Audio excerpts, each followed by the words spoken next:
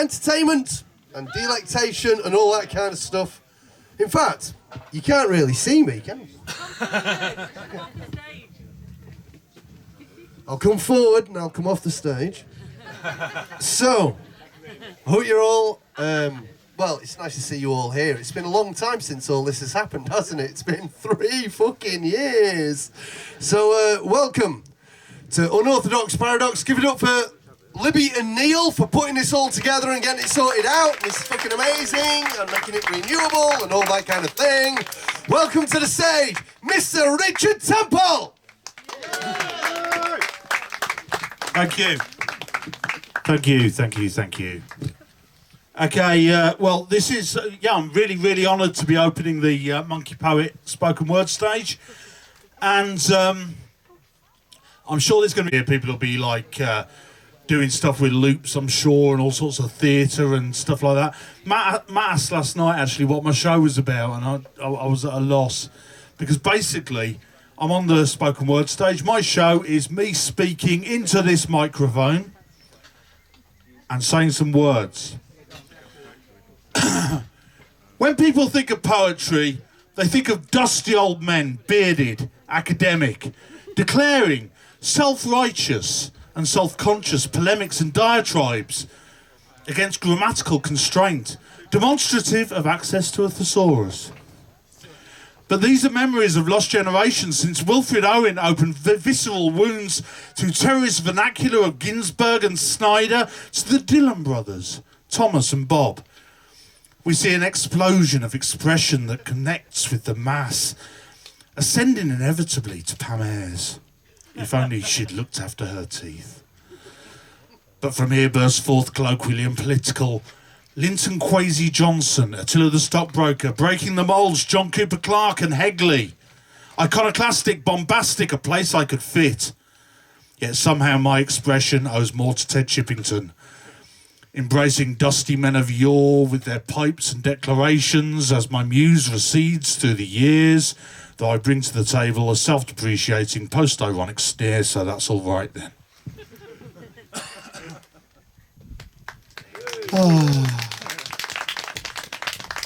No, I just wanted to stick to just doing words because words are magical. Words are genuinely magic. I mean, for instance, if I said to you, this morning I was dancing naked to Altair and Donna, Uptown Top Ranking in my tent. Those words have just created, I'm really sorry, but those words have just created that image in your head. And you didn't know that until I told you. So, I mean, you know, just using those words has actually affected your reality. Sorry. Hang on. Right, okay. I was diagnosed, I'm 54 years old. I was diagnosed a couple of years ago as autistic. I never knew. So that was a bit of a shock. So this is my reaction to that, and hopefully might explain me a little bit. This is called Neuroverse. Middle-aged man dispossessed, distressed. Diagnosis of neurosis superseded at best. Brain is divergent. Is function insurgent. It's not a disease, just a different perspective. Subjective. Removed from the collective. Not defective. Not neurotypical. Linguistically hypocritical, calling difference disorder is clinically cynical. Pinnacle irony. Explains the anxiety. Neurovariety. Me being me defines impropriety outside of society.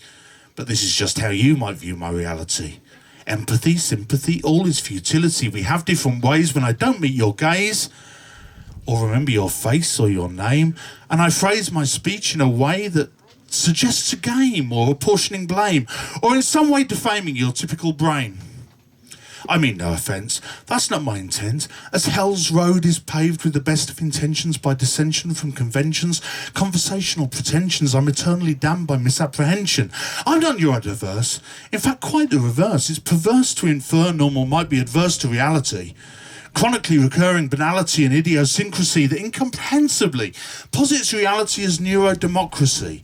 I'm the same as before, and I'm sure you'll afford me habitual courtesy free from adversity if I'm able to label, by way of alleviant, allow me to reinvent, pose my own argument, disobedient, yet radiant, I'll take Neurodeviant. Thank you. So yeah, I'm sorry if I'm not making eye contact. This is a piece about a sausage roll. Well, it's kind of explained in the words, so I won't bother going into it. It's called Sausage. You can tell it's real poetry, actually. I mean, this is genuine poetry. You can tell because it starts with the word "oh." Oh, where is my sausage roll? I checked the fridge, but it's not there. I bought it yesterday from a food fair. Artisan baked, fresh and rustic, lovingly handcrafted by hipsters. Not meat, of course, nothing dyed, suitable for vegans no less. The baker assured me it was not real. Perhaps then, that explains its current absence from my fridge.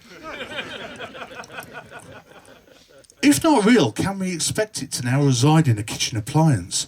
Imagination, clothed in pastry, can easily slip through subtle dreams with third-dimensional saps called solids. Perhaps, in fact, I never bought it. Possibly cowed by the spiritual shock of an unreal sausage, I recoiled, reassessed and let it slide to avoid existential ego-side. Maybe it's me. Could I have fallen unaware over there, through the spiderweb that defines us, divides us from the world beyond, where all along the fridge was sausage-free? Oh, my housemate found it in Tupperware. So that's a relief, and furthermore, it turned out to be sage and onion rather than sausage, regardless of reality or otherwise.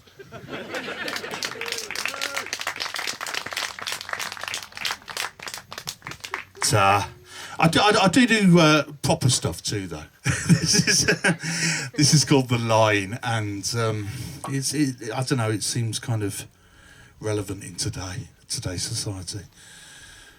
You draw the line with a stick, retrieved as tide recedes, a natural solution to intercede, to be ourselves, agreeable, equitable, malleable, adaptable, to build a home.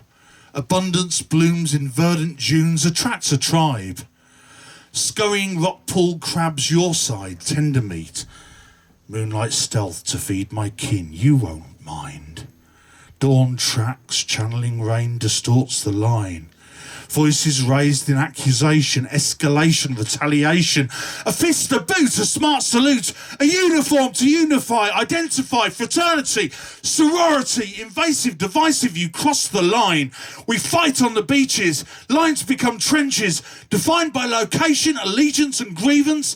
Invalidate, repudiate, repatriate, demarcation, polarisation, indoctrination through generations, dissent.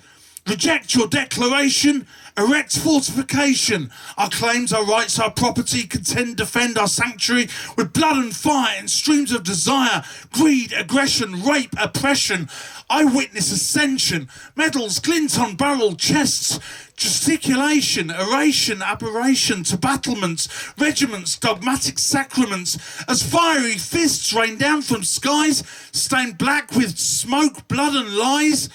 Shattering bones and flailing flesh enmeshed and rent by iron thorns, a killing field of pollution, no capitulation, no resolution, decaying meat as tears flood husks of rock pools, drowning crabs with putrid pus and desecration, defiled, reviled, exiled, and as we sleep, the moon shifts and pulls. The tide returns. And little by little erodes and erases, awakening a pristine beach, a divine promise of solace. But that's not our nature.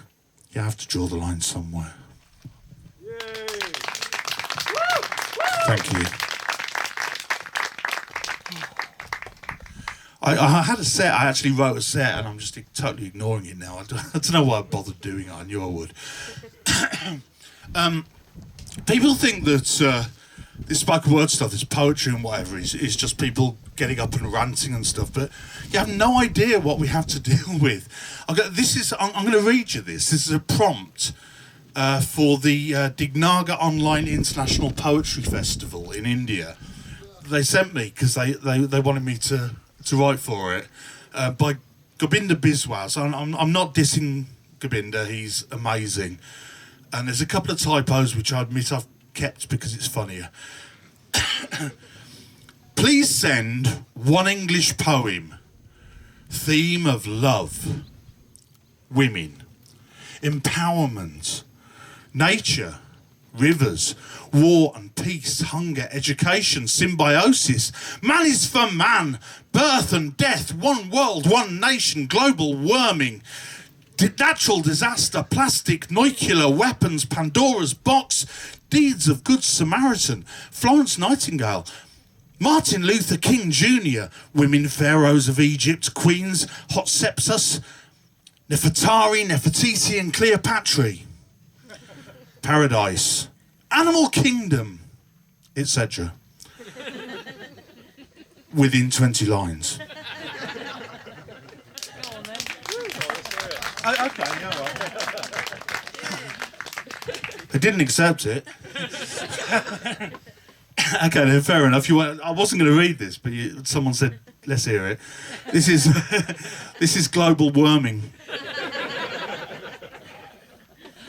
Whispers of worms on the wind exhale, winding and weaving warnings, throbbing, pulsating, decomposing, the whole world rotting. Glutinous guts groan and gastric gases and defecate, mountainous moist mulch, composting, dissolving, fetid and fermenting. A global necropolis hisses, dismisses decaying dermal crust, inexorable consumption, vermicular digestion, a graveyard gastronomy. Grim mastication gives birth to flickering, flailing life, and the whisper of worms on the wind exhale. Belching. Yeah, it's under 20 lines though. I thought it was fair. Okay, right. Some of you here will have seen me before at Paradox. Firstly, I'm one of the wonky DJs, but also a few years ago I played with a band called Dog Food. Thank you. Some of you will remember. We are no more because, unfortunately, the vocalist and genius who ran the thing died. So this is about Simon J. Vincent. This is called The Magnificent Mr. Vincent. When we look around this world, it may seem madness holds the reign. When half the world is starving and our leaders seem deranged, the rich exploit pandemics and now bigotry is systemic, and the future's feeling futile in our fetid, fevered brains. But we close our eyes and we find a better world inside, where friends can ride in bumper cars and drink formaldehyde. Here plastic bags of clothing can threaten and divide, and you'll never trust your secrets to an honest master spy. If you find your treacle omelette seems to ooze a bluish pigment, if your outhouse sports a banjo and your hair is reminiscent of Ian Britton or Rodney Fern, and your legs become translucent, then you've joined me in the mind of the marvellous Mr. Vincent. This world's a place where happiness and darkness coexist, where a donkey's main concern is with a mislaid shopping list, where muscle trees are waxy and the people reminisce about the band of Yogi Trumpet in a francophilic bliss. You can see the smiling faces of the mackerel's shiny car, Aunt Lucy's in a frenzy since the dance's reservoir. If things get truly wretched, there's no question where you are. It has to be Flippy Floppy Friday, so all hail Mr. Bizarre. We emulate the bollard man, no fool more of a saint. Celebrate love of life, embrace the innocent. If you will be my friend, we'll dispense with discontent. When we're powered by Sonic Pineapple, we're all magnificent. Incandescent, effervescent, we'll remember Mr. Vincent. Yay! Thank you. I feel like we need something light-hearted. I've got all political stuff there, but... hang on then.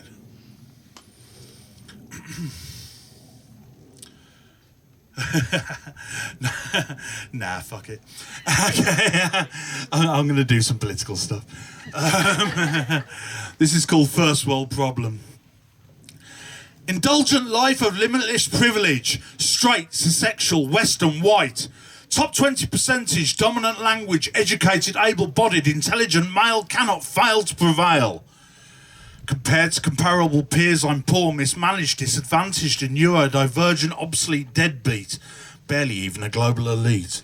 There hasn't always been food to eat. I've sometimes been forced to sleep on the street, but entitlement of opportunity, accidentally earned by fortuitous birth, has worth in a world where the myth of money is manifest. With excess of arbitrary monetary leverage, it seems paradoxical, even illogical, that by a poll of the populace and a single percentage point could savagely shred my citizenship, prize my passport from powerless palm, and without a fight delegislate my human rights. The mass exerts its marginal might, numerical supremacy, to reduce me, to dilute me for being in a minority, a victim of democracy, the tyranny of majority. I'm expected to accept what you've taken from me, with gratitude for the scraps that you leave me. A country divided, social trust broken. Let's call it another first world problem. Thank you. I'm going to stay on the angry politics for one more. This is called Protect and Survive. I'm 54 years old. I don't think I'm alone here in that. So I'm Generation X, and we're just about hitting the time where we're supposed to be in charge. So this is called Protect and Survive. Generation X, Cold War kid, world's divided, isolated, no future for us. Learned from birth a fleeting life, primed to burn at a siren's call, never to hear the blast or see the blinding light or cloud, never to know why. 4 minutes to hide beneath the table, a shadow stain no human eye will see. Nothing to plan beyond the song, the 4-minute long subtabular soundtrack. Protesting, songs and diatribes forming tribes, new directions. Watching wonder as they plaster gaping wounds with unionised labour, sandwiched between the mover and shaker, new opportunities, continental unity. Slowly, inexplicably, a dim light weakly raised the possibility our time may come. With shock, we watch. The hope bequeathed to their nihilistic undead seed, torn away as they leave, collapsing tunnels, burning bridges, leaving only memories.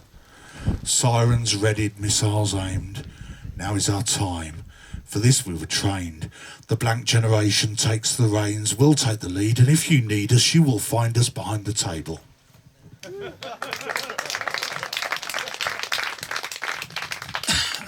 Should have been beneath the table, obviously. Okay, this is. I'm taking a risk, and I don't know why. but this poem presupposes a broad understanding of the historical funerary rites of Papua New Guinea, and the endemic neurotoxicity thereof, and a rudimentary grasp of the Welsh language. We'll be fine. Okay. Cwrw! The trembling. A macabre fate based on what you ate. Your limbs are fumbling as cerebellar ataxia attacks you. Your words stumbling as dysarthria descends on your muscles are crumbling. A killing joke sticks in your throat. The smiling sickness, inappropriate laughter heralds the hereafter. It's a dirty business. Dysphagia, pneumonia, a stench of ammonia. Decade-long incubation, no coordination, no communication, conversation, neurodegeneration. There's no keeping quiet your cannibal diet. Now you're dying from frying the brainstems and prions of loved ones who passed on, collapsed on and snacked on. No disrespect for your funeral rites, no Western morality, pure anthropology. But given the risks, I pray that you might consider a ban on eating your gran. But why are you staring, glaring? Swearing, plus you spelt it wrong. Wait, has there been a mistake? In Anglesey, it may be a different story. A picture of brains may be something less gory than a mouthful of spongiform encephalopathy. Of course, Kuru is beer around here, the bringer of cheer, if a bit dear. So pretend you didn't hear my cannibal smear. It's an easy mistake that anyone could make. I mean, the symptoms are similar.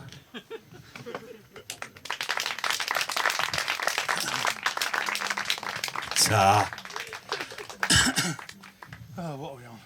Oh, we've got 5 minutes, okay. Oh yeah, 5 minutes. Last couple of things then. You're probably fed up. 25 minutes of poetry is quite a lot to take in it. So this is not a poem. This is not a poem. If it were, we might expect a prosody contrived of formal stanza structure like iambic walking bass pentameter with sneaky hidden rhymes or similar. Or we'd expect a scansion, crafted and self-aware, with attention to the diction, so I would never dare to call this a poem. Truth to tell, a truly traditional quatrain, or perfectly composed poetic prose, assumes artful alliteration and articulation, lamentably lacking from this miserable metaphor mishmash. In poetry, we could expect subtle use of simile to express spectral emotions and ideas as oily water dripping from shiny rock to form mineral solidity, like Edith at the fall of Sodom. For what is a poem? From the Greek poein, to make, an artifice of arrangement, ideas given intensity, a wandering clarity, a language of beauty, not a self-referential travesty of parody. So no, this is not poetry. It's lacking a beat to mimic the heart, to open the mind, to delve deep inside, to a place where the world speak direct to the soul, to connections beyond simple words and ideas until minds become merged, embraced in a light from primordial fire and a natural desire to be one. Or a poem might rhyme, if inclined to resign to a streamlined design of a kind much maligned, in a mind unconfined, disinclined to refine, leave behind the blind grind enshrined in mankind. But not here, no fear. I'm no Shakespeare, it's clear. What kind of narcissism, cynicism, egotism could lead to such aphorisms, such degrees of rank nihilism, literary onanism? Not me. No, sir, most definitely not poetry. And neither is it a bloody haiku.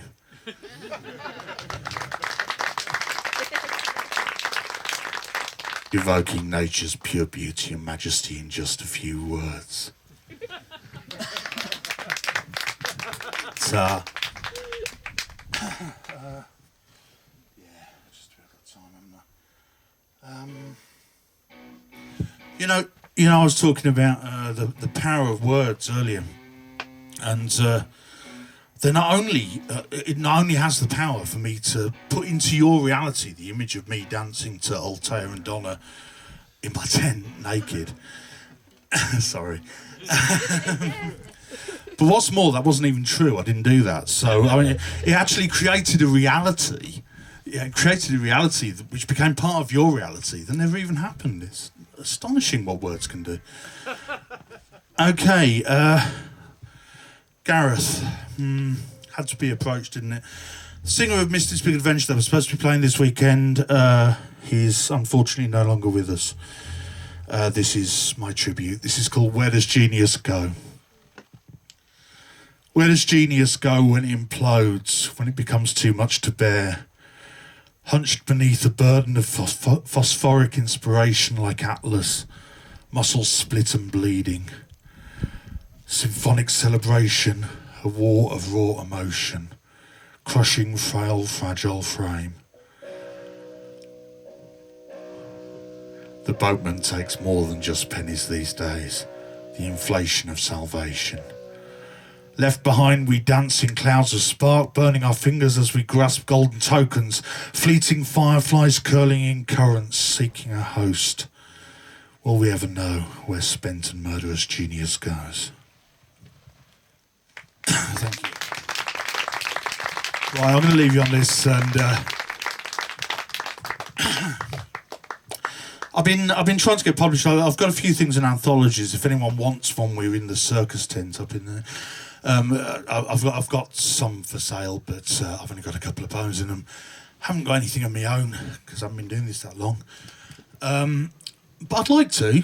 So I've been trying to get myself a book deal, and it turns out that you have to actually, ask agents and publishers if they want to, and that just seems like a lot of effort. So I'm going to try this way instead. This is called Book Deal.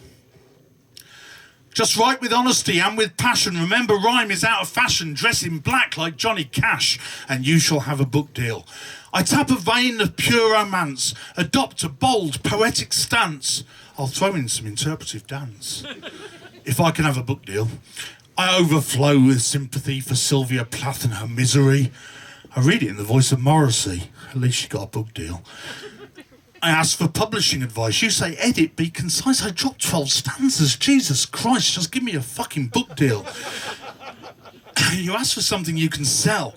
That sounds to me like living hell. Just take my soul, you might as well. I only want a book deal. It's not that I'm not literary, but other skills are necessary. Well, I can dance like Brian Ferry.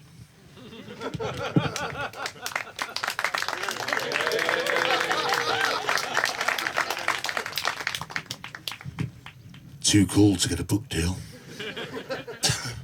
I think about it all the time. I want to sign the dotted line. The ink is blood, the print is fine, whatever, it's a book deal. Cheers, thank you very much, and enjoy Dactyl Terror. Thanks, everyone. Ladies and gentlemen, give it up for Richard Temple! And yes, Dactyl Terror just starting or getting ready to start over there, so grab yourselves a beer and some refreshment libation and head over that way. Who's that?